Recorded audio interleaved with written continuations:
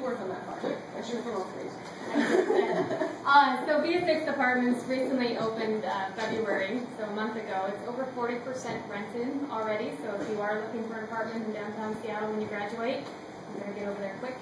But it's two 24-story apartments. There's over 640 units. And so this project, the architect on this job did not do a 3D model. They had 2D drawings. They followed the traditional design approach. And so Lewis actually took the architect's drawings and created our own Revit model and used that model as well as the models that we gained from our subs to create the work package drawings. Yeah, so, in an apartment building, the developer wants to maximize rentable space. So they don't want to use up space on things like mechanical units or fire sprinklers or life safety things. They just want to, get it rented. Because each square foot, I think that building was running at about $300 a square foot to rent, so it adds up quickly. So this was a model that we did of the rooftop of that one of the towers to show just not only how all the equipment would lay out, but how maintenance would access the equipment to service it as well. And then this is just a summary of the savings that we incurred because we did this process. We were, each week we would place, a 10,000 square foot slab on either tower. So, it just, every week on Mondays you were on the south tower, Friday you were on the north tower, and then it would just switch back and forth. And we had crews that worked on each tower to bring it up. And, we didn't have a single time loss in injury on this project. So it also has some huge benefits in safety because you're planning out your work in your work and your plan. So you look at this, you see, this is how you pay that BIM person on site. If you look at this, reduced foundation schedule by 3 weeks, back charges, and a single day lost, you're really creating money. Was the owner savvy on this project? And does the owner, if they are savvy, do they incentivize when you mention BIM? Do they add more incentives in there? Or? Owners are starting to get that way. Essentially, this owner was not that way, in that they didn't pay extra money for us to do the BIM, but the savings that we reaped in the end far surpassed what we paid to incorporate BIM. But owners are getting on that. UW, Bothell, they were very engaged in the process and wanted us to do BIM. So it's good to see that from a public client.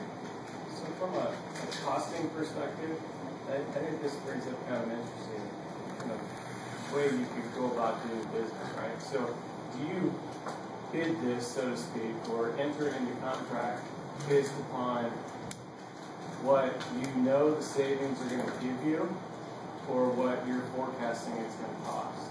Or is it a combination of both? A combination of both. Yeah. In this project, we did have incentives for meeting schedule dates on this project, and we hit every one of them.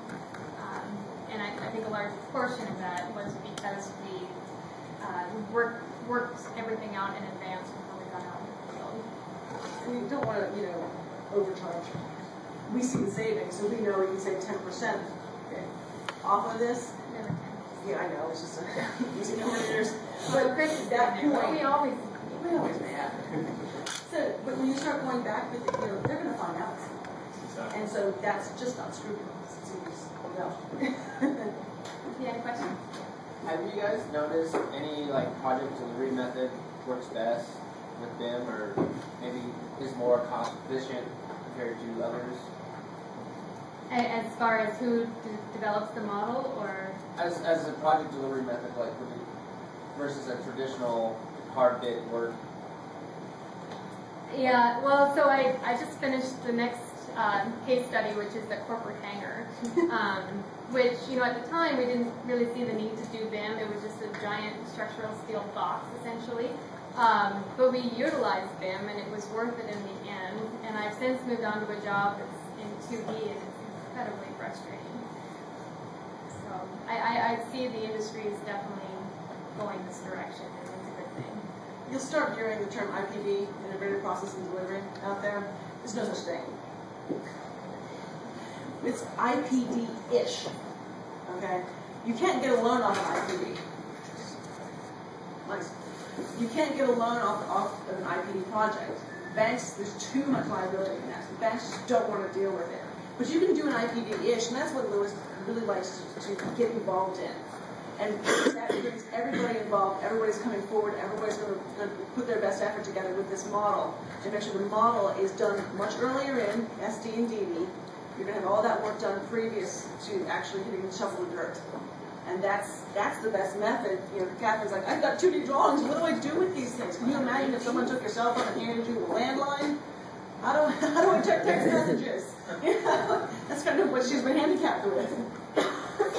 So this is the hangar. This is my baby. This is what I just finished about a month ago. So it was a fun project. It's a 40,000 or 32,000 square foot hangar box with a 10,000 square foot office attached to it. And when I say office, it was more like a custom home for the people that are occupying it. But for the interiors, people there. So this was a shot of the lobby inside the hangar where people wait for their flights. And some really cool artists developed metal tables and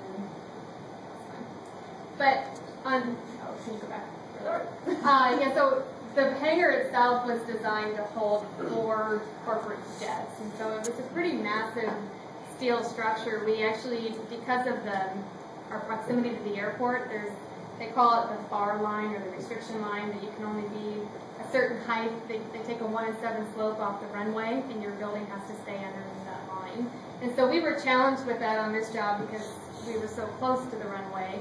And so rather than running our joists east-west, which we would have liked to have done, because it would have made them smaller, but we could have still had the growth, we had to run our joists north-south. So they ended up spanning 240 lineal feet, which is, I think, the longest you can span a steel joist. So it was pretty impressive. And so I brought this slide because I wanted to show, you know, BIM isn't all about being electronic. This was a job that was very important to this client, and one of the things that they wanted us to do was actually still build a physical mock-up. I mean, even though they could see in BIM what the section of the building would look like, they wanted to physically see the textures of the materials that they were applying to the building to make sure that they looked right. So we had, on this project, they reclaimed wood from Stampede Pass that had been burned in a forest fire 100 years ago and milled it to put on this building. So we had to get the quantities that's on, otherwise we'd have to go burn some more trees down. So we got it right. They left the project at the end of the day. And you know, an interesting element in their conference room, and this again is something that it would be impossible to model in BIM and give it justice.